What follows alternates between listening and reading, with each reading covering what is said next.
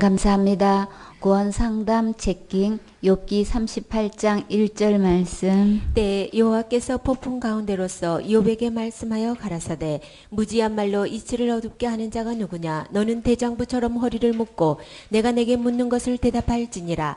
내가 땅에 기초를 넣을 때에 내가 어디 있었느냐. 내가 깨달아 알았거든 말할지니라. 누가 그 도량을 정하여 썼는지 누가 그 준승을 그 위에 띄웠었는지 내가 아느냐. 그 주초는 무엇 위에 세웠으며 그 모퉁이 돌은 누가 놓았었느냐. 아멘. 여호와께서 어떤 가운데서 욥에게 말씀하셨다고 말씀하셨나요? 폭풍 가운데서 이렇게 말했다고 말씀하셨는데, 하나님은 신사라서 신사적으로 좋게 말씀하시는 길을 좋아하셔요. 그렇죠? 그럼 하나님께서 좋게 말씀하실 때 우리는 어떻게 해야 될까요? 좋게 들어야 되죠. 좋게 듣는 게 어떻게 하는 거예요? 아멘 해야 되는 거예요. 좋게 듣지 않으면 절대 포기하지 않으시고 급기야 폭풍 같은 목소리로 끝까지 말씀 듣게 하셔요. 왜요? 다 같이 사랑하니까. 사랑하기 때문에 절대 포기하지 않아요. 여러분 아주 부드럽고 감미로운 목소리로 듣고 싶어요? 이렇게 그냥 폭풍 같은 소리 듣고 싶어요? 그쵸? 그래서 요한복음 13장 1절에 주님은 언제까지 사랑하신다고 하셨어요? 세상에 있는 자기 사람들을 사랑하시되 끝까지 사랑하시기 때문에 주님은 그냥 좋게 말씀하시다가도 끝내 고집 부리고 말 안 들으면 폭풍 가운데서 같은 소리로 말씀하셔요. 지금 욥이 지금까지 하나님 말씀을 잘 듣고 있었나요? 폭풍 가운데서 말씀하신 거 보니까 엄청 지금 화나신 모습이죠. 그래서 2절에 그 답이 나와요. 그죠? 어떻게 해서 하나님께서 이렇게 폭풍 가운데서 이렇게 말씀하실까? 무지한 말로 이치를 어둡게 하는 자가 누구냐? 지금 굉장히 엄청나게 엄하게 지금 말씀하신단 말이에요. 아는 것도 없으면서 그저 미련하게 말이지. 그냥 우악스럽게 지금 그냥 고집만 부리고 주장만 하고 있는 거예요. 사물의 정당한 조리나 도리에 맞는 취지에 맞는 그런 논리 정연한 이야기가 아니고 그저 그냥 하나님 보시던 한마디로 뭐예요? 이치를 어둡게 한다 지금 그러고 있어요. 그럼 이 모든 말을 한마디로 지금 뭐라고 하고 있는 거예요? 무지한 말로 지금 자기가 주장하고 있는 모든 말은 하나님은 빛 대신 밝은 하나님세요. 그죠? 근데 어둡게 하고 있는 거예요. 바른 길을 바른 도리를 지금 어둡게 하고 있으면 지금 욥이 하고 주장하고 있는 이 모든 말들은 그러면 하나님 말씀에 맞는 걸까요? 아니죠. 3절에 너는 대장부처럼 허리를 묶고. 주님께서 그 많은 사람 중에서 왜 이렇게 대장부처럼이라고 이렇게 표현을 하셨을까요? 산의 대장부로 태어났으면 어떻게 해야 되는 거예요? 제일 먼저 대장부다 이렇게 하게 되면은 정직해야지. 그죠? 당당해야지. 기백이 있어야지. 그러면 욥이 지금까지 주장했던 모든 얘기는 어떻다는 거 우리 반영할 수 있죠. 그 뒤에 이어진 말 대장부처럼 어떻게 하라고 하셨어요? 허리를 묶으라 그러셨어요. 허리를 묶는다는 거는 어떤 뜻을 포함하는 걸까요? 지금 대장부라고 표현하시면서 지금 나사가 풀렸구만.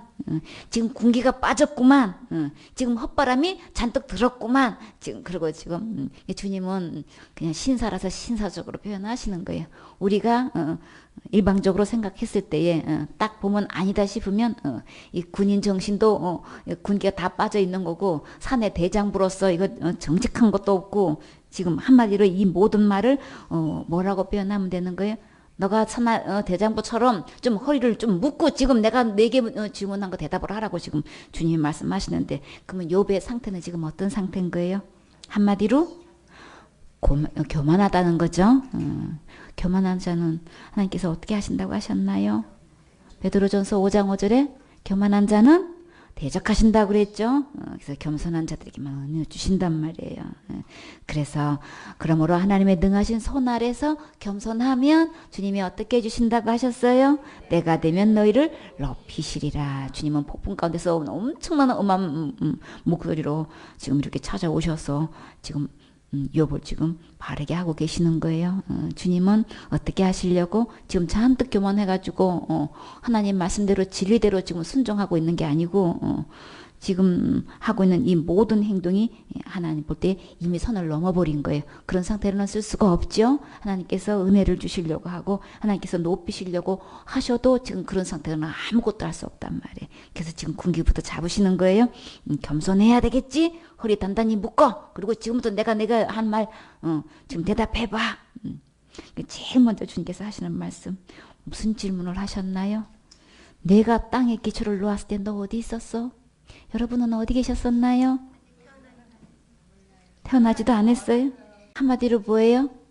몰라요. 그쵸? 욥이 세 친구와 나눈 모든 일들이 한마디로 지금 어디에 빠져 있었나요?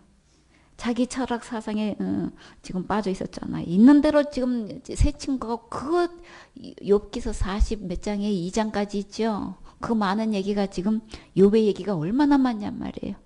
자기 인생 철학을 갖다가 내놓는 모든 얘기가 하나님 앞에서는 한마디로 지금 뭐라고 하셨어요? 무지한 말이다. 그리고 이치를 그래 어둡게 한 거예요. 절대 이치를 밝게 해서 진리 가운데로 인도한 말이 아니라는 얘기인 거예요. 그러면 주님께서 지금 내가 땅에 기초를 놓을 때 너 어디 있었어? 내가 깨달아 알았거든 말할지니라. 그러면 이 주님께서 말씀하시는 이 기초는 뭘까요? 마태복음 7장 25절에 그 주초는 그 기초는 누구시라고 하셨어요? 반석 되시는 예수님이신 거죠. 비가 내리고 창소가 나고 바람이 불고 그 집에 부딪혔을 때에 무너지지 아니하나니 어디에 놓은 연고로? 주초를 반석 위에 놓은 연고요. 그러면 지금까지 욥이 그 세 친구 앞에서 했던 모든 자기 인생 철학은 한마디로 어디에 놓여 있는 게 아닌 거예요? 주초에 그 주초를 반석 위에 놓은 거 아닌 거예요. 허리를 단단히 묶으라는 건 지금 재정비하라는 얘기인 거죠. 지금이라도 시작해도 늦지 않아요. 자기가 지금까지 어디에 주초를 놓고 지금 살아왔는지, 사람들 앞에 내세울 거 너무 많고 할 말이 너무 많았어도 하나님은 뭘 보신다고 하셨어요? 그 주초를 어디에 놓냐고 지금 그거 보신단 말이야. 그러면 욥의 지금까지 일생은 그 주초를 어디에 놓은 거예요? 반석 위에 놓은 거 아닌 거예요? 반석 위에 놓은 거 아니면 어디에 놓은 거예요? 모래 위에 놓은 거예요. 그럼 바람 불고 비가 오고 창소가 나면 그 집은 어떻게 되는 거예요? 무너지는 거예요. 그 상태는 지금 겸손한 상태 아니고 교만한 상태인 거예요. 하나님이 교만한 자를 대적하신다고 하셨어요. 대적하면 어디 가나요? 지옥 가면 안 되겠지요. 그냥 지금 자신을 돌아보세요. 나는 지금까지 신앙생활을 한다고 하면서 교회 생활을 한다고 하면서 예수님 믿는다고 하면서 내 주초는 지금 어디에 두었던 거야? 지금부터 바르게 잡으면 돼요. 시작이 절반이라고 하셨어요. 그렇기 때문에 지금 이 욥이 자기 인생을 보고 하나님께서 다스리는 걸 보면 나도 지금 주님께서 말씀하시는 거 이 욥이 곧 누굴까요? 나에 대해서 말씀하시는 거예요. 그래서 그 반석이 누구였는지 보니까 고린도전서 10장 4절에는 누구시라고 하셨나요? 그 반석은 곧 그리스도시라. 예수님 안에 는 어떤 것이 있어요? 신령한 음료가 있고 참 신령한 또 음식이 있죠. 그렇죠? 그래서 신령한 것 마시면 영원토록 목마르지 않아요. 내가 뭘 하려면 아무리 하고 최선을 다해서 애를 쓰고 힘쓰고 해도 목마르죠. 해결되지 않아요. 계속 그 기갈은 계속돼요. 그러니까 생수 대신 우리 주님, 반석 대신 우리 주님 안에서 주님께서 주신 것 먹고 마시면서 주님께서 이루어놓은 그 반석 위에 우리 주초를 세워야 되겠지요. 그러면 욥의 인생은 지금 주체에 세워진 것? 아니지요. 자기 행위에 자만하고 있는 이 욥은 모래에 지금까지 모래에 세워져 있던 거죠. 그러나 욥이 자랑했던 그 모든 내용을 보면 여러분은 욥처럼 자랑할 수 있어요? 없지요. 내놓을 거 아무리 있다 할지라도 욥만 하지는 못해요. 욥보다 더 내놓을 게 많다 할지라도 그것은 다 어디에 있는 거예요? 모래에 있는 거예요. 절대 그 주초가 반석 위에 있는 거 아니란 말이야. 내 나름대로 내 인생을 정말 정직하게 바람직하게 정말 최선을 다해서 정말 보란듯이 살아왔어도 사람의 기준으로 보는 게 아니고 윤리도덕의 기준으로 보는 게 아니고 누가 보실 때에 하나님 보실 때에 내 주초가 반석 위에 세워져 있지 않으면 그것은 무너질 집이에요. 그렇기 때문에 지금까지 살아온 모양새가 어떻든 내놓을 게 있든 없든 주초를 반석에 세우는 게 사람이 제일 먼저 해야 할 본분이지요. 그래서 주님은 이 욥에게 이렇게 무지한 말로 이치를 어떻게 해서 그냥 그렇게 많은 이야기를 했지만 너는 그냥 무너질 집인 거야. 그 갖고는 택도 없는 거야. 지금. 그래서 제일 먼저 하신 말, 먼저 대답해봐. 그 질문이 주초를 어디에 세웠느냐. 너 어디 있었어? 그 주초를 세울 때 너 어디 있었어? 지금까지 어디 있었길래 그거 못 알아듣고 지금 네 자랑만 하고 있는 거야. 지금 너 잘났다고 지금 네 사상을 그렇게 늘어놓고 있는 거야.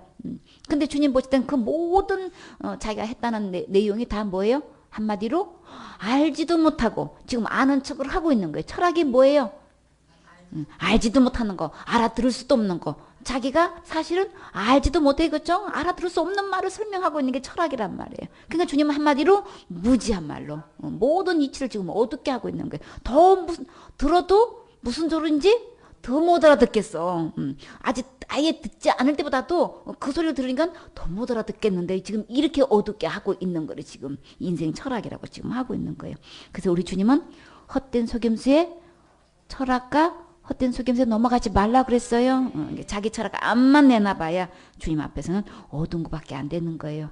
무지한 것밖에 안 되는 거예요. 그러니까 이 질문에 여러분 대답했나요? 못했지요? 그래서 주님은 지금 5절에 누가 그 도량을 정하였는지. 도량이 뭐예요? 지금 길이를 재는 장거예요. 그 양이죠. 양을 대는 된 거예요. 길이와 부피를 말하는 거예요. 도량 누가 정했어? 그러니까 욥이 대답했나요? 도량 누가 정했어요? 하나님 정하셨어요? 누가 그 준성을 그 위에 띄었는지 내가 아느냐? 그랬어요. 준성은 또 뭐예요?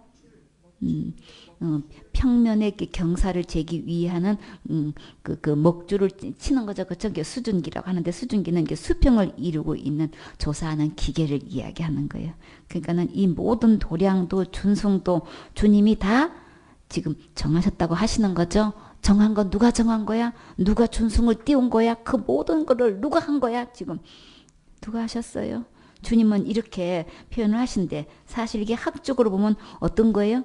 지질학적으로, 물리학적으로, 생물학적으로, 그냥 천문학적으로, 건축학적으로 지금 여러 가지 학적으로 지금 말씀하시는 거예요. 지금 말씀하고 계셔요. 욥이 자기 인생 철학을 가지고 세 친구에게 자기 옳음을 주장하다가 자기는 의롭고 결국은 하나님은 어떻다고 지금 그 얘기가 지금 몰아가고 있어요. 하나님을 무리한 자로 몰아가고 있는 거예요. 주님이 듣고 가만 계실까요?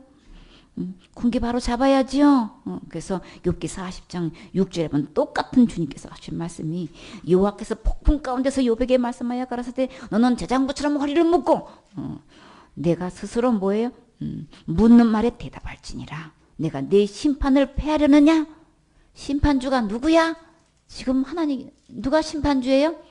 자기가 얘기하다 보니까 자기는 옳은데 잘못한 게 없는데 막 하나님을 불의한 자로 몰아갈 뿐더러 지금 뭐예요? 심판주 하나님 주인이 바뀌어버렸어. 자기가 심판주가 지금 돼버렸어 지금. 내 심판을 그 네가 지금 내 심판을 지금 뭐예요? 없애려고 지금 하는 거야 지금. 스스로 의롭다 하려 하여 나를 불의하라 하느냐 지금. 자기 옳음을 주장하다가 결국은 하나님을 불의한 자로 몰아버리고 자기가 심판자리 떡하니 앉아있는 거예요 지금. 그 얼만큼 지금 높고 교만한 거냔 말이에요.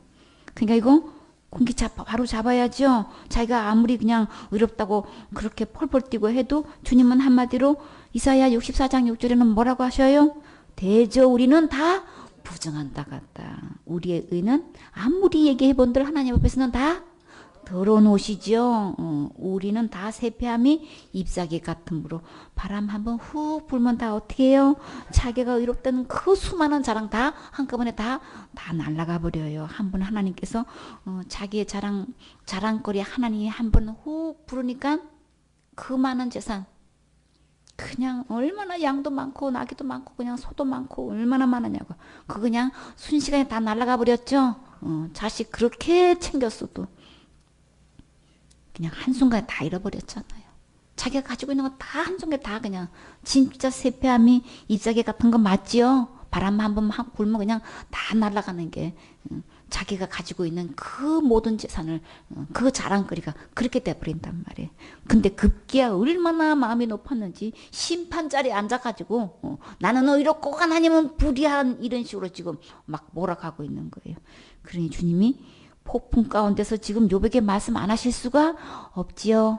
여러분도 이렇게 하실 거예요? 계속해서 내 잘난 맛에 그냥 그저 나만 자랑하고 그냥 하다가 이렇게 이런 폭풍 가운데 주님 만나고 싶으세요? 그러면 안 되겠지요. 그래도 찾아오시면 주님 나를 사랑하셨어. 그래서 어떤 장로님이 그러셨대요. 사업을 하다가 한순간에 주님이 몇백억을 날리 훅 부르셨어요. 200억을 그냥 한순간에 그냥 훅 부르거든요. 그래서 교회 와가지고 내가 이 땅도 말이지 하나님께 바쳤고 예배 땅도 지어 바쳤고 했는데 하나님 이러실 수가 있습니까? 그래서 주님 뭐라고 하셨어요? 사랑하니까. 아직 그때는 부드럽게 얘기해도 돼. 그쵸? 내가 너 사랑해서 다 날려버린 거야. 그래야 네가 나 찾아올 거 아니야. 그쵸? 사랑하니까 지금 한순간에 다 불러버려요. 여기 지금 하나님께서 이제 된통 지금 혼나는 거 이거 다 사랑의 야단을 맞는 거예요. 그쵸? 야단 맞아도 진짜 감사해야 될 거야. 그쵸? 얼마나 감사해. 이렇게 욥을 독대해 주시는 것만 해도 이게 얼마나 감사한 거냐고요. 한다고 하고 있다고 있는 대로 자랑하고 내세울 거 많아도 하나님 그때는 나를 떠나서 너희가 아무것도 할 수 없느니라. 누구 말씀대로 되나요? 내가 하늘을 찌를 듯한 큰 소리 쳐봐도 누가 심판 주냐? 지금 욥한테 지금 네가 심판 주냐? 네가 심판을 네가 패하느냐? 지금 이 말 속에 다 들어가 있는 거야. 지금 뭐 그냥 하나님 자리 그냥 자기가 다 들락거리고 다 안고 자기가 지금 다 하고 있는 거예요. 그만큼 의가 높은 거 아무도 모르죠. 그렇죠? 요만큼 철저하게 한번 자기가 한 얘기 쭉 펼쳐봐요. 진짜 대단하잖아요. 그렇죠? 근데 하나님 앞에서는 이렇게 하나님을 화내게 만드는 줄 누가 알겠냐고요. 내가 나 나름대로 잘한다고 했는데 내 오름에 가득 차가지고 이제 그런데 하나님 앞에서는 하나님을 이렇게 화내게 만드는 거. 바울이 어떻게 했나요? 자기의 열심과 자기의 그 의가 얼마나 중천을 했는지 도시락 싸가지 가면서 어디까지 가서 외국에까지 가가지고 그냥 예수님 믿는 사람들 다 잡아들이고 참배를 하려고 그러고 아주 그냥 그 대제사장들한테 가서 허락 받아가가지고 공문을 받아가지고 외국까지 나가지고 그렇게 난리 쳤는데 하나님 만나고 나니까 한마디로 그 한 행위가 다 뭐예요? 어찌하여 네가 나를 핍박하느냐. 그 한마디로 그 모든 행동이 다 들어가 있는 거예요. 우리가 모르면 하나님의 뜻을 모르면 하나님 마음을 모르면 우리가 이렇게 무지한 행동을 한단 말이에요. 나는 열심히 하나님을 섬긴다고 하는 게 하나님을 핍박하는 앞잡이가 되고 있고 하나님을 알면 알수록 보니까 나는 죄인 중에 괴수가 되어 있는 거예요. 완전히 그냥 우두머리 노릇으로 하고 있으라는 거지. 그러니 얼마나 가슴을 치겠냐고요. 그래도 주님 사랑해서 만나주셔서 그렇죠? 오늘 이렇게 욥을 만나주시는 우리 주님 이 사랑 곧 누구를 만나주시는 거예요? 곧 나를 만나주시는 거예요? 그 사랑으로 받으세요. 그래 그 주초는 무엇에 세웠으며 그 모퉁이 돌은 누가 놓았느냐. 주초가 무엇에 세워졌는지 우리 지금 자신을 점검해 보세요. 돌아보세요. 이 모퉁이 돌은 누군가요? 그래서 베드로전서 2장 4절에 보면 사람에게는 버림바가 되었으나 하나님께는 택하심을 입은 보배로운 산돌이신 살아계신 돌이시란 말이에요. 우리 주님이 돌이세요. 살아있는 돌이신 예수에게 나와 너희도 산돌같이 신령한 집으로 세워지고 예수 그리스도로 말미암아 하나님이 기쁘게 받으실 신령한 제사를 드릴 거룩한 제사장이 될지니라. 자, 거룩한 제사장이 되셨습니까? 우리가 어떻게 거룩하나요? 누구만큼 거룩해야 되나요? 어떻게 해야 하나님만큼 우리가 거룩할 수 있나요? 우리는 내가 뭘 해서 하나님만큼 거룩하다고 생각을 하고 거룩하다고 얘기하면은 아주 있는 대로 화를 내고 폴폴 뛰어. 이게 거룩함은 누가 해주셨나요? 예수님이 해주셨죠. 어떻게 해요? 예수님이 십자가에 죽으시고 부활하셔서 우리를 거룩하게 해주셨다고 하셨어요. 거룩하게 된 상태는 지옥과 죄가 하나도 없는 깨끗한 상태, 의로운 상태를 거룩한 상태라고 하시죠. 그래서 우리는 어떻게 해서 제사장이 될 수 있냔 말이에요. 지옥 갈 영혼을 붙여주시면 어디 갈 수 있도록 천국 드릴 수 있는 제사장이 돼야 되는 거예요.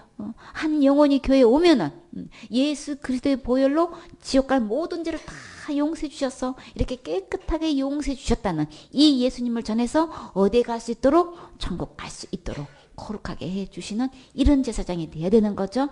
그런 제사장이 되려면 먼저 내가 거룩해 져야 되는 거잖아요. 그렇죠? 그래서 거룩한 제사장이 될지니라라고 지금 명령하고 계시는 거예요.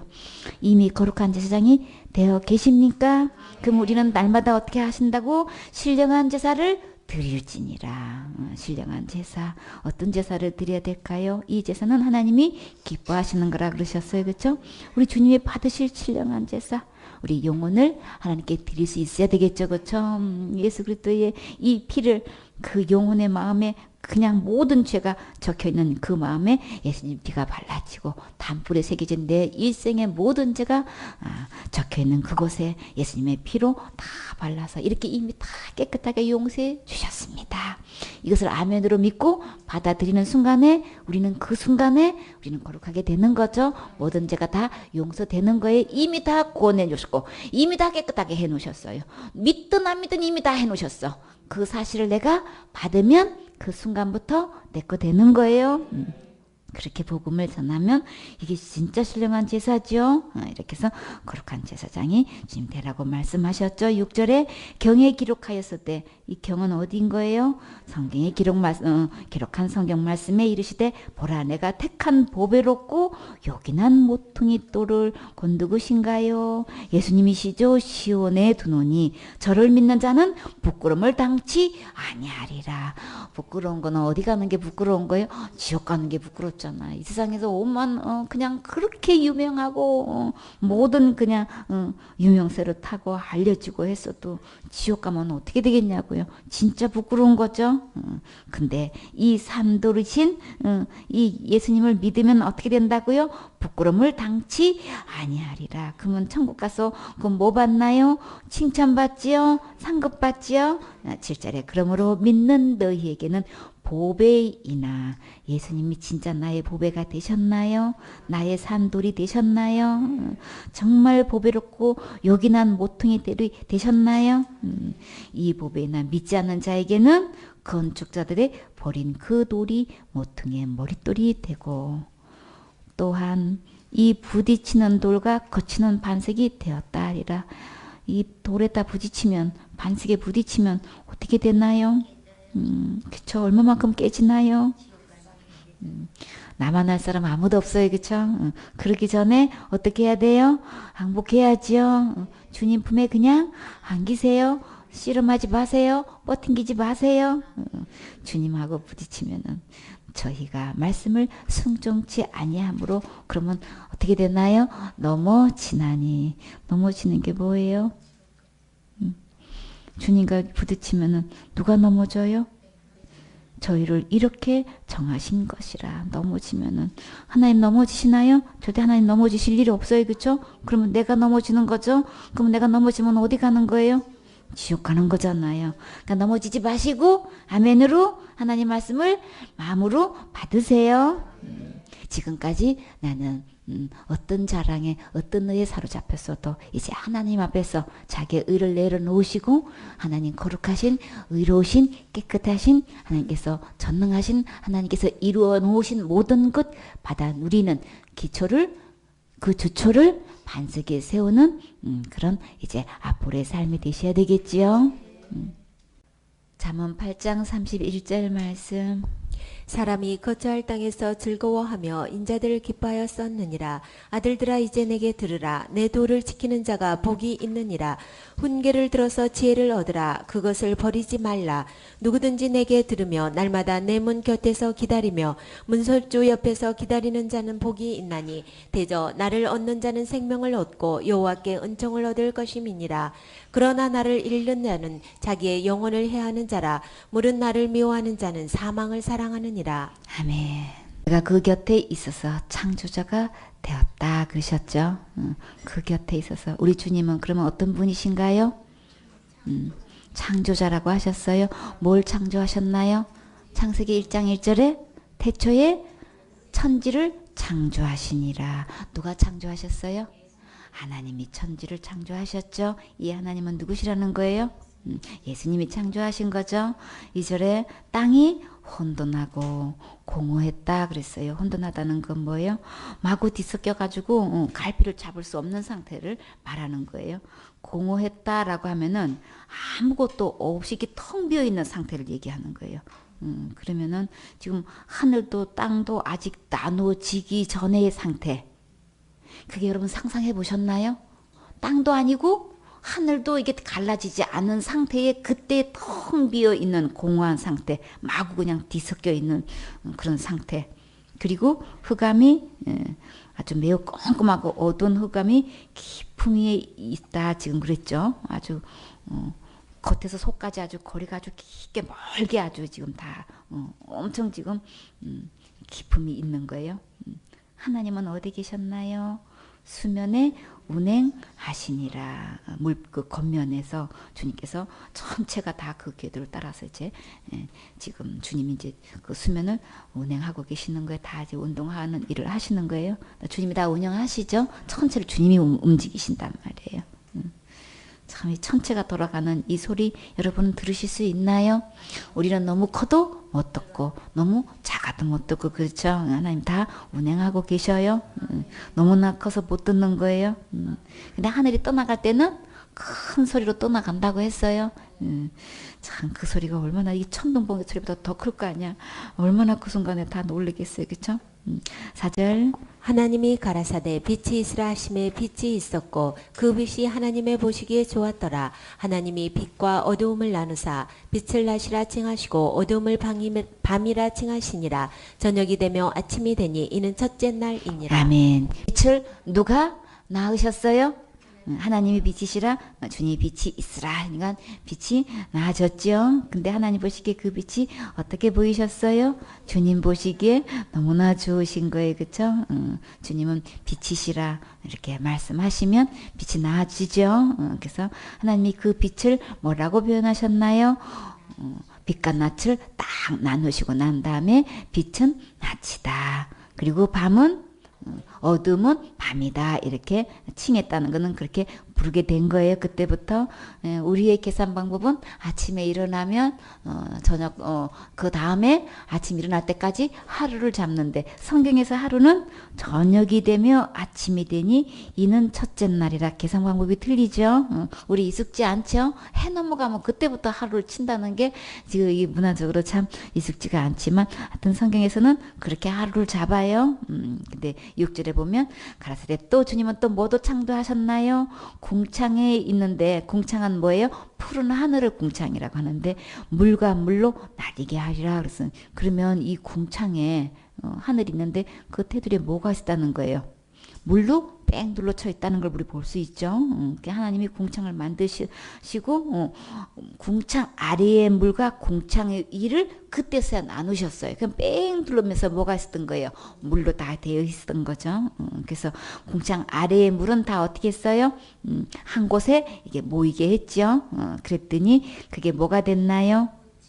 묻이 드러나서 이제 묻이 드러난 거는 땅이 되고 그 다음에 모인 물은 바다가 됐어요.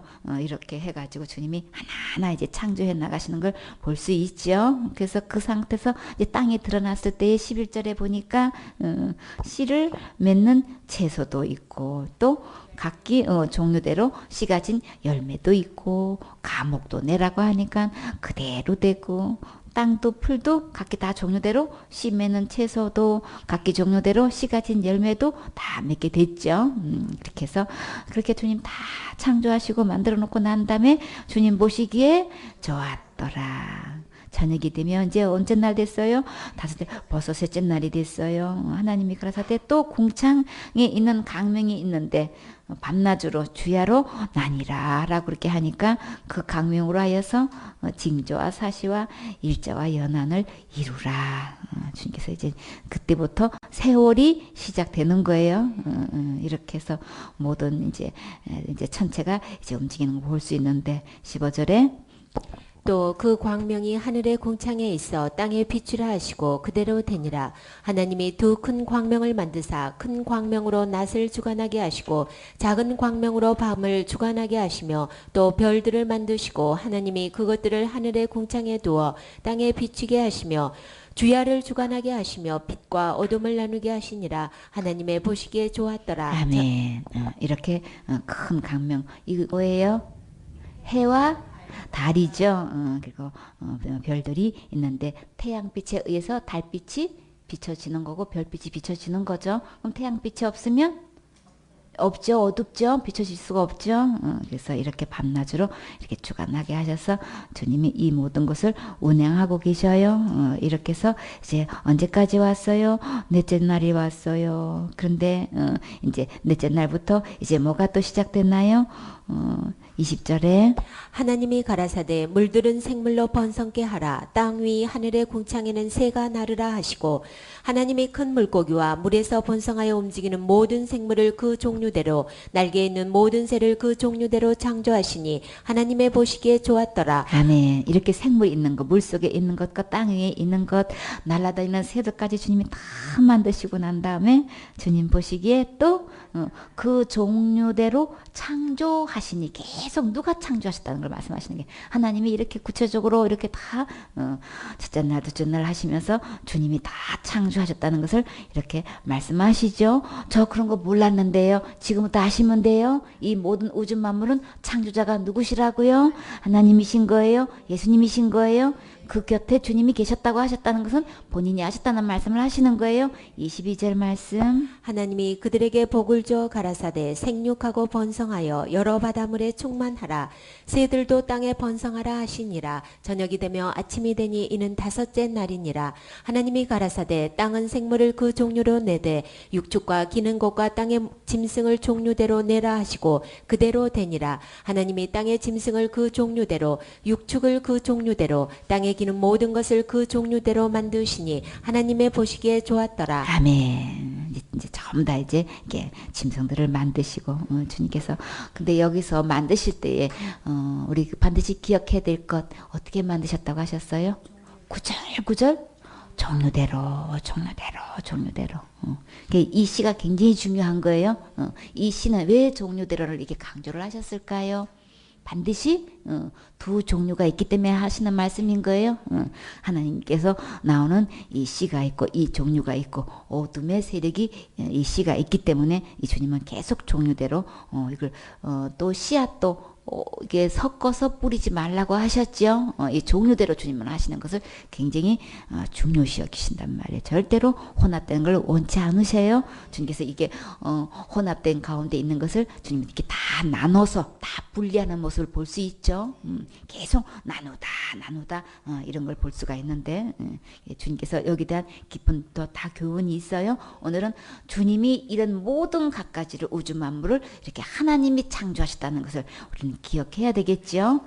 그래서 이제는 주님께서 이렇게 짐승까지도 다 만드셨는데 26절에는 누구를 만드셨나요? 하나님이 가라사대 우리의 형상을 따라 우리의 모양대로 우리가 사람을 만들고 그러 바다의 고기와 공중의 새와 육축과 온 땅과 땅에 기는 모든 것을 다스리게 하자 하시고 하나님이 자기 형상 곧 하나님의 형상대로 사람을 창조하시되 남자와 여자를 창조하시고 하나님이 그들에게 복을 주시며 그들에게 이르시되 생육하고 번성하여 땅에 충만하라. 땅을 정복하라. 바다의 고기와 공중의 새와 땅에 움직이는 모든 생물을 다스리라 하시니라. 하나님이 가라사대 내가 온 지면에 씨 맺는 모든 채소와 씨 가진 열매 맺는 모든 나무를 너희에게 주노니 너희 식물이 되리라. 아멘.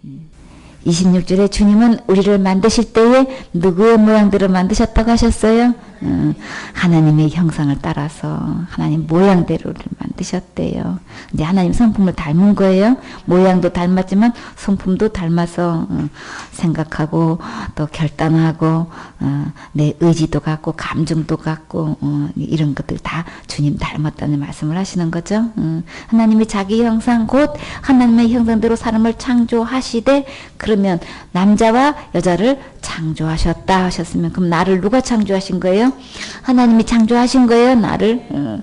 그렇기 때문에 우리 분명히 알아야 되겠죠. 누가 만드는지도 모르고 누가 지금까지 나를 길러주셨는지도 모르고 우리는 근본도 모르고 산단 말이에요. 왜 그럴까요? 다른 교훈에 하나님께서 하나님 형상대로 만드는 이 창조물을 갖다가 사단은 어떻게 바꿔놓고 있나요? 초등학교 교과서에 제일 먼저 뭐 나와요? 바둑아 나하고 놀자. 우리는 하나님과 교제하고 지내야 되는데 동물하고 노는 동물의 레벨로 이게 격화시킨 거예요. 우리는 그 전혀 모르고 이제 한글을 배우기 위해서 바둑아 하면은 아이들은 강아지랑 고양이 다 좋아하니까 이렇게 그냥 그렇게 해가지고 지금 어렸을 때부터 이 세상 초등학문이 지금 하나님과의 분리돼 가지고 이렇게 지금 하나 어린이 아이에게 맞게끔 그렇게 해가지고 이렇게 지금 세뇌 교육하고 있는 거예요. 말씀이 들어가지 않고 우리는 하나님이 창조하신 하나님의 형상과 하나님 모양대로 만든 만물의 영장이야. 막 이런 자부심을 갖고 창조자 하나님을 경외하면서 이렇게 자라야 되는데 하나님은 전혀 간 것도 없고 나를 누가 만드셨는지도 모르는 상태에서 동물의 레벨하고 함께 지내는 이렇게 격화시키는 이런 문화에서 교육을 받고 자란단 말이에요.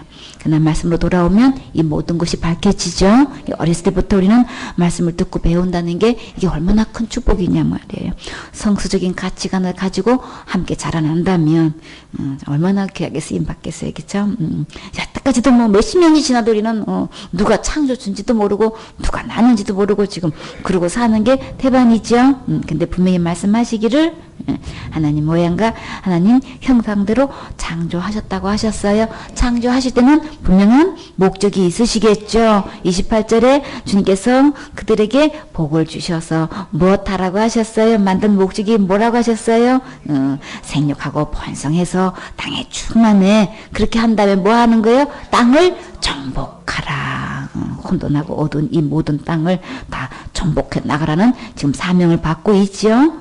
바다의 고기와 공중의 새와 땅에 움직이는 모든 생물을 다스리라 하시니라. 그럼 뭐예요? 진짜 만물의 영장 맞죠? 모든 창조물 중에 제일 위에 두시고 이것을 다스리게끔 주님이 이렇게 말씀하셨단 말이에요. 동물들하고 함께 이게 레벨이 아닌 거예요. 그들을 다스리는 완전히 거기에 대한 최고의 위치에 주님께서 주신 거예요. 그걸 잊어버리게 하고 망각하게 하고 모르게 해가지고 그래서 무지하다고 하는 거예요. 말씀을 모르는 무지한 거예요. 모르고 자기의 위치를 찾지를 못하고 이렇게 그 밑에 들어가가지고 지금 오히려 지금 큰 나무에다가 지금 뭐 하고 있는 거예요? 줄 쳐놓고 뭐 하고 있어요? 복 달라고 빌고 있잖아. 자식 딸기 날되게 하려고 빌고 있고 병 치료해달라고 돌고 있고 큰 뭐 바위 같은 데다가 또 줄 쳐놓고 촛불 꽂아놓고 또 빌고 지금 이렇게 만들어 놓고 있단 말이에요. 우리 주님은 모든 것을 정복하고 다스리라고 했지 그들에게 가서 복을 빌라고 하지 않았어요? 복은 누가 주시는 거예요? 우리를 창조하시고 제일 먼저 하신 게 뭐예요? 복을 주셨잖아요. 이보다 더 큰 복이 어딨냐고요. 이 모든 우주 만물에 최고 위치해 주는 이보다 더 큰 복이 어디 있길래 그 밑에 들어가가지고 다스릴 대상 밑에 들어가가지고 복을 달라고 구하면 이게 어떻게 되겠냐고요. 이게 세상 문화가 지금 하나님을 거역하고 있는 거예요. 이치를 어떻게 하고 있는 거 맞죠? 이렇게 하기 때문에 그럼 교과서에 완전히 떡하니 뭐 하고 있어요? 이 우주가 어떻게 만들어졌다고 하고 있어요? 빅뱅 원리로 지금 우주가 폭발해가지고 어떻게 이렇게 만들어지냔 말이에요. 근데 그 말을 믿어. 박사하는 사람들이 그렇게 그 말을 믿고 있고 주장하고 있고 가르치고 있고 논문을 얼마나 많이 냈는지도 모르고 거기에 심취하는 사람이 지금 한두 명이냐고요 지금. 그렇게 배웠다고 하는 사람들이 이렇게 말씀을 모르니까 무지해가지고 지금 어떻게 폭발해가지고 이게 우주가 창조되느냐 말이에요. 우리 조상이 어떻게 원숭이가 되는 거냐고. 하나님이시죠? 우리 진짜 하나님은 조상이 하나님이신데 하나님 갖다가 원숭이를 갖다 바꿔놓고 있는데도 그것도 맞다고 지금 계속 주장하고 있잖아요. 거짓말을 속여가지고 계속 그렇게 가르치고 있다는 게 이게 참 얼마나 큰 비극이냐고요. 하나님 말씀을 모르면 계속해서 무지한 말 계속하게 되고 이치를 어둡게 해가지고 결국은 하나님을 경록해 만들게 되는 거예요. 예. 그래서 학적이라고 하는 세상 모든 것 다 주님께서 어떻게 하라 그랬어요? 예. 절대 거기서 혼돈하지 말라고 주님 말씀하시죠. 전부 다 지금 그 초등학문을 가지고 철학인이 이렇게 해가지고 다 우리를 속이는 거란 말이에요. 절대 속임 당하지 말라고 주님은 분명히 말씀하셔. 다 속임 쓴 거예요. 그러니까 어렸을 때부터 이 하나님 말씀을 분명히 인식시켜 줘야 되는 거죠. 마음에 심겨줘야 된단 말이에요. 우리는 만물의 영장으로서 하나님께서 이렇게 복을 주셔서 정복하고 다스릴 수 있도록 이렇게 하나님께 해주신 거예요. 본인의 자세로 돌아와야 되겠죠. 주님은 내 안에서 그 일을 다시 이렇게 정복하시고 주님이 다스리게끔 해주셔요. 그래서 우리는 최고의 권능을 주님 주셔서 이렇게 세상의 영을 대적할 수 있는, 이길 수 있는, 결박할 수 있는 우리 주님께서 막강한 권능을 주셨지요. 그래서 29절에 하나님이 가라사대 내가 온 재민에 심는 모든 채소와 씨 가진 열매 맺는 모든 나무를 누구에게 주셨어요? 나에게 주셨어요. 여러분 잡수고 싶은 거 있으세요? 그러면 어떻게 하면 돼요? 주님 주세요. 나 뭐 먹고 싶어서요. 먹고 싶다고 저 수박 먹고 싶어요. 참외 먹고 싶어요. 주님 그냥 얘기하면 되는 거예요. 나는 왜 가난해가지고 돈도 없어가지고 그런 것도 못 먹고 원망하지 마세요. 주님 우리에게 복 주셨어요. 그냥 달라고 하면 되는 거예요. 지금도 달라고 하시면 주셔요. 어떤 방법은 주셔요. 모든 짐승도 공중의 모든 새도 생명이 있어 땅에 기는 모든 것도 주님께서 어떻게 하셨나요? 내가 모든 푸른 풀을 식물로 주노라. 먹고 싶은 거 어떤 거든지 다 주님께 말씀하세요. 아뢰세요. 그러면 다 주님이 주셔요. 어떤 아이들 전도하다 보면은 나 이거 기도했는데 주님이 주셨어요. 핸드폰 갖고 싶었는데 핸드폰 주셨어요. 옛날에는 자전거 갖고 싶어가지고 또 한참 또 자전거 갖게 달라고 막 기도한 때가 또 있잖아요. 근데 그때마다 아이들한테 맞는 뭐 컴퓨터 달라고 기도하고 막 우리 집에 TV가 있었으면 좋겠어요. 진짜 옛날 그때를 아십니까? 그런 것처럼 그 시대마다 아이들이 진짜 갖고 싶은 거 있잖아요. 그렇게 기도했더니 막 하나님이 주셨어요 하면 하나님께 기도하면 응답해 주신 거 기도하면 믿음이 점점 좀 자라지잖아요. 그럼 우리의 믿음의 결국은 어디에 이르러야 돼요? 영혼 구원에 이뤄야 되는 거죠. 하나님께서 다 지옥과 모든 죄를 다 용서해 놓으신 이게 믿어져야 영혼이 구원받아 천국 가는 거잖아요.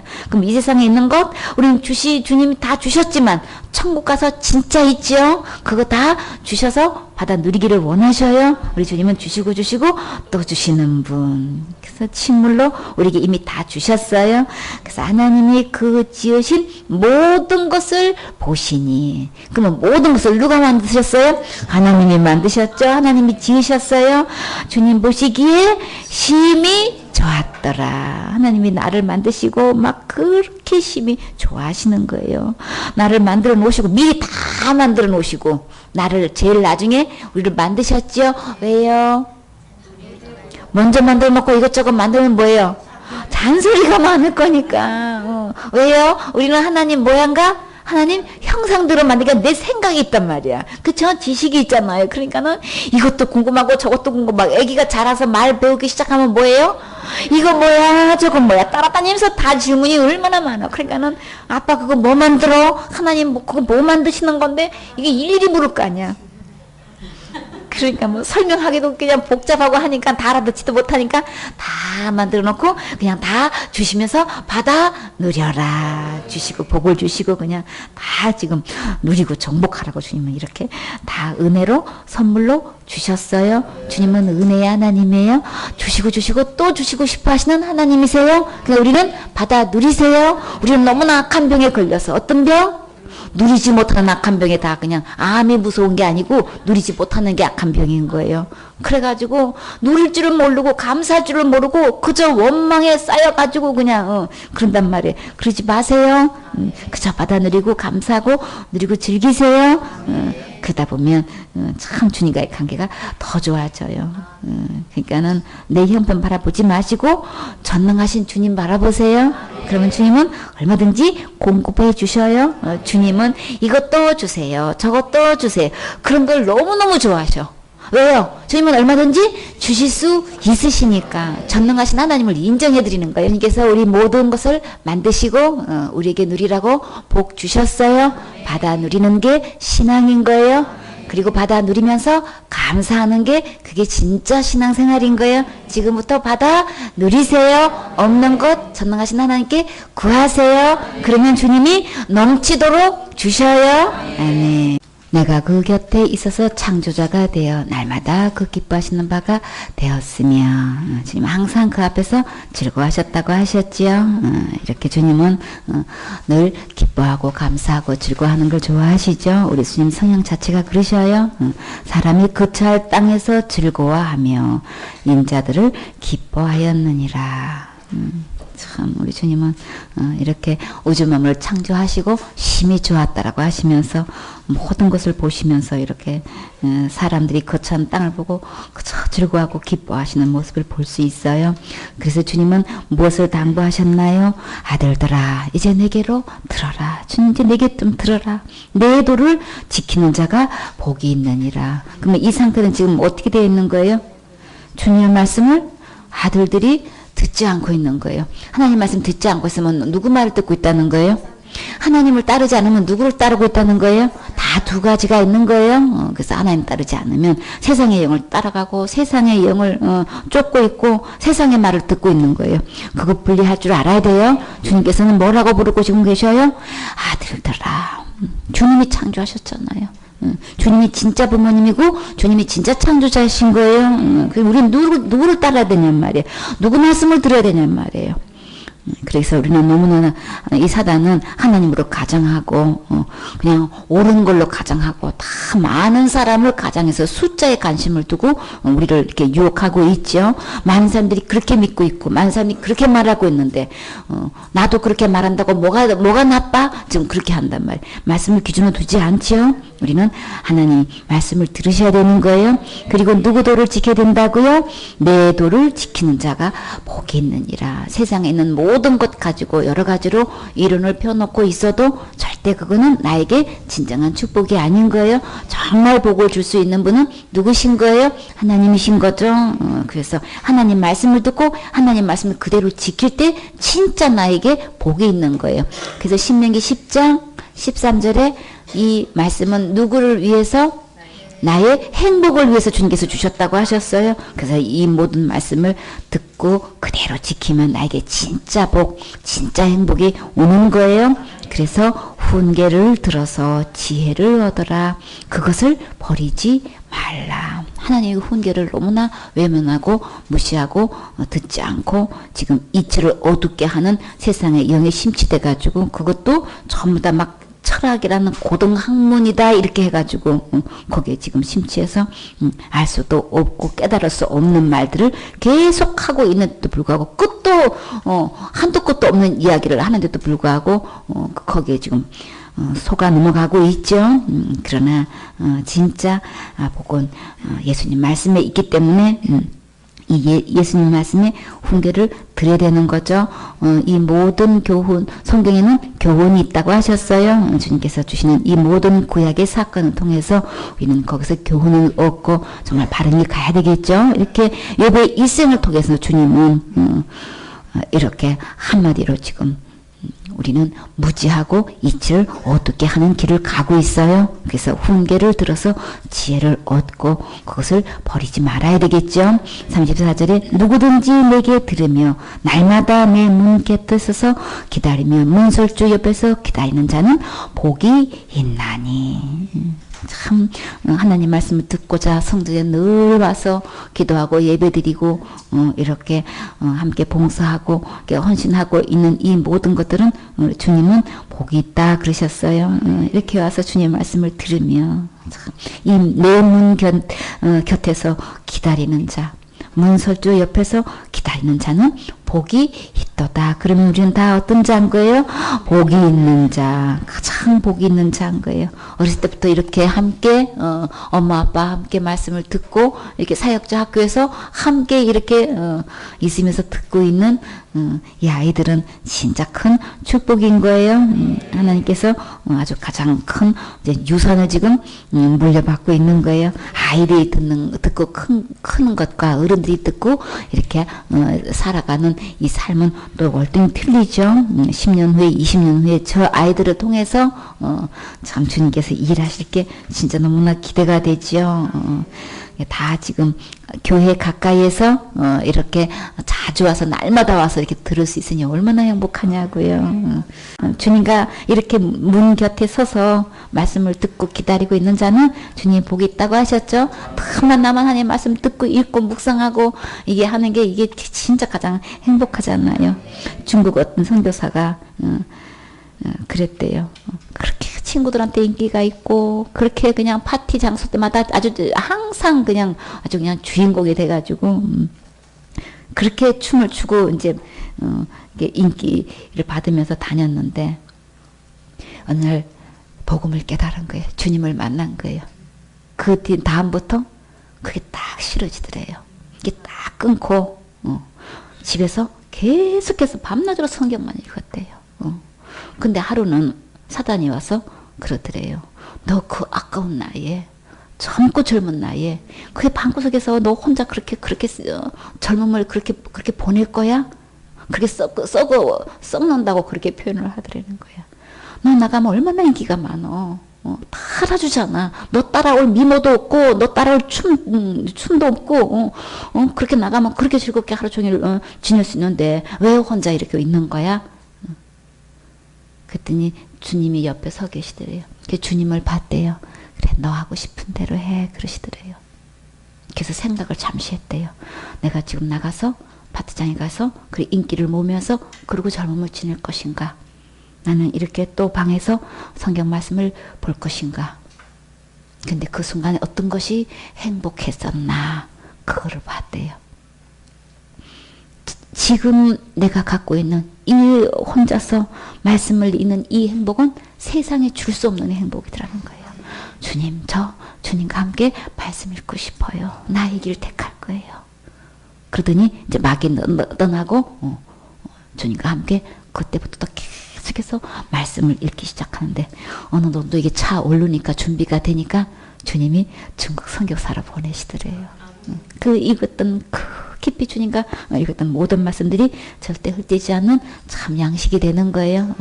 내가 혼자 있든 성전에 나와서 말씀을 듣든 기다리든 참 우리는 하나님과 가까이 교제하게 되면 그렇죠? 항상 하나님 말씀을 듣는 쪽에 우리가 선택하고 있는 이 삶은 하나님 보시기에는 가장 행복한 상태인 거예요. 사람들의 기준은 돈이 있냐 없냐, 잘 사냐 못 사냐, 어떤 집에 사냐, 어떤 차를 타고 다니냐, 어떤 직책을 갖고 있냐, 어떤 재물이 많냐, 이런 걸로 세상에 행복을 측정할지 몰라도 그 속에는 행복 없어요. 그 속에는 만족 없어요. 자랑을 할지 모르지만 진짜 행복은 거기에 있는 게 아닌 거예요.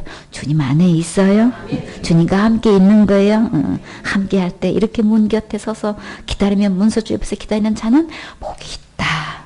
그리고요 35절에 대저 나를 얻는 자는 그럴 뿐만 아니라 진짜는 뭐예요? 나를 얻어야 돼. 누구를요? 예수님을 얻어야 되는 거예요. 나를 얻는 자는 뭐 얻어요? 생명을 얻어요. 어떤 생명? 영원한 생명을 얻게 되는 거예요. 그리고요 여호와께 은총을 얻을 것임이니라. 하나님부터 은혜를 받고 이 사랑을 받는 것. 하나님의 은혜와 사랑은 곧 뭔가요? 예수님이시죠? 예수님 안에 있으면, 예수님을 어디에 모시면, 내 마음의 주인으로 구세주로 왕으로 모시게 되면 나는 지옥갈죄로부터 구원을 받을 뿐만 아니라 천국에 가서 영원히 살 수 있는 뭐도 받아요?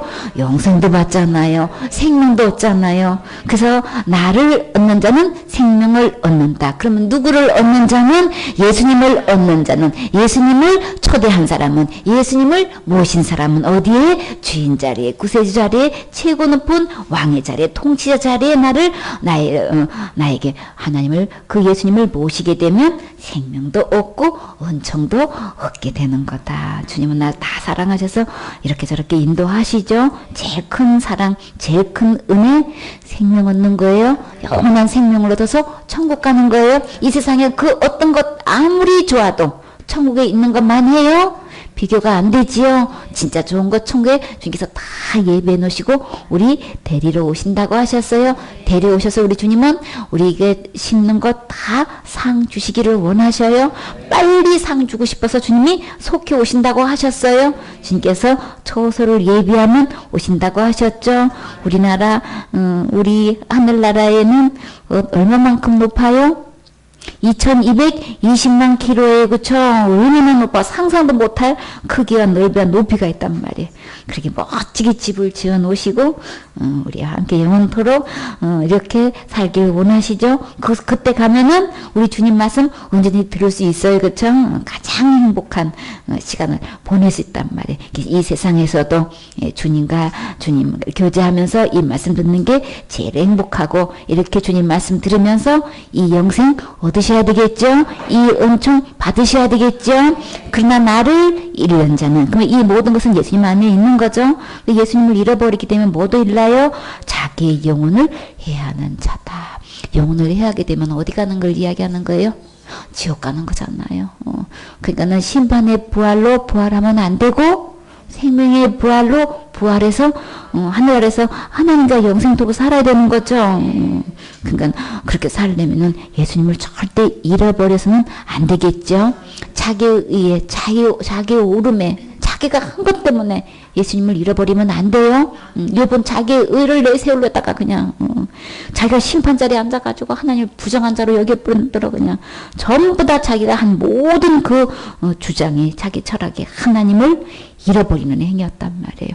그대로 죽었다면 세상에서는 요만한 인물이 없다 할지라도 그 영혼 천국에서 찾아볼 수 없어요. 그러니까 빨리 내려놓으세요. 내려놓고 우리는 누구를 얻어야 돼요? 바울은 그리스도를 얻기 위해서 어떻게 하셨나요? 모든 것을 배설물로 여겼어요. 가장 고귀한 것은 누구시라 그랬어요? 예수님이신 거예요. 예수님. 가장 고상한 것, 가장 고상한 지식이 예수님. 예수님 안에 다 있지요. 예수님 안에 있으면 우리는 다 다시 원래 창조하셨던 그 목적대로 다 회복돼요. 더 회복돼요. 더 좋게 하셔요. 우리 주님은 절대로 잃어버리지 않은 이 영생을 우리에게 주셨지요. 다 받아 누리면 되는 거예요. 절대 예수님을 잃는 행위가 있어서는 안 되겠죠. 그럼 우리는 어디로 돌아와야 될까요? 기록된 말씀으로 돌아오셔야 되는 거예요. 너무나 세상에 교훈이 장악을 해서 교회에 들어와가지고 뭘로 바꿔놓고 있어요? 하나님의 말씀 위에다 두고 있다고요. 교리니 전통이니 학술이니 신학이니 해가지고 하나님 말씀 위에다 다 두고 지금 이렇게 하나님을 미워하는 행위를 하고 있고 하나님을 버리는 행위를 하고 있단 말이에요. 그러나 우리 제일 먼저 하나님께 돌아오려면, 하나님을 찾으려면, 하나님을 얻으려면, 예수님을 찾으려고 만나려면 어디로 돌아오셔야 되는 거예요? 기록된 하나님의 말씀으로 돌아오셔야 되는 거예요. 성령으로 돌아오셔야 되는 거예요. 돌아와서 이 예수님을 만나셔야 되겠죠. 예수님을 얻으셔야 되겠죠. 그러면 영생도 얻고 제사함도 받고 어디서 살 수 있어요? 하늘 나갈 수 있는 은총도 받을 수 있는 거죠. 그러나 결국 계속해서 고집부리고 세상에 학문에 심취돼서 예수님을 잃어버리게 되면 그는 내 영혼을 위하는 것 절대 아니고 내 영혼을 해하는 결과니까 세상 학문 갖고 하나님 앞에 내놓지 마세요. 그거 갖고는 한 번도 천국 갈 수 없어요. 천국 가는 길 안내해 줄 수 없어요. 말씀에 들어와야 진짜 길이 무엇인지 생명이 무엇인지 또 진리가 무엇인지 참된 진리가 참된 이치가 뭔지 말씀 속에서 정확하게 드러나지요. 그래서 나를 미워하는 자는 예수님께로 돌아오지 않으면 말씀대로 돌아오지 않으면 주님은 뭐라고 계산하셔요? 어떻게 설명하셔요? 하나님을 예수님을 미워하는 걸 지금 계산하고 계신단 말이에요. 나를 미워하는 자는 뭐를 사랑한다고 하셨어요? 사망을 사랑하는 거야. 이 사망은 무슨 사망인 거예요? 둘째 사망이죠. 어디 가는 거예요? 지옥 가는 거예요. 다시 부활해가지고 심판받고 둘째 사망 곧 불못에 들어가서 밤낮으로 쓰도록 고통받는 곳, 형벌받는 곳, 슬피 울며 이를 가는 곳에 가서 살게 된단 말이에요. 내 영혼이 이런 곳에 가서 살면 안 되겠죠? 이렇게 사랑을 사랑한다고 하는데 사실은 누구를 사랑하는 거예요? 세상의 영을 사랑하는 게 어둠의 영, 거짓의 영. 그러니까 처음부터 살인한 자를 사랑하는 거란 말이에요. 그가 곧 누군가요? 마귀인 거예요? 사탄인 거예요? 그렇기 때문에 딱 두 가지로 하나님을 사랑할 것인가, 이렇게 사망을 사랑할 것인가, 두 가지로 딱 분리됐죠. 하나님은 여러 가지로 표현하셨어요. 그러니까 지금부터 하나님 말씀으로 돌아와서 하나님 말씀대로 말씀을 듣고 믿어서 주님께서 예비해 놓으신 모든 것 받아 누려서 다 같이 천국 갈 수 있는 주인공 되셔야 되겠지요. 아멘.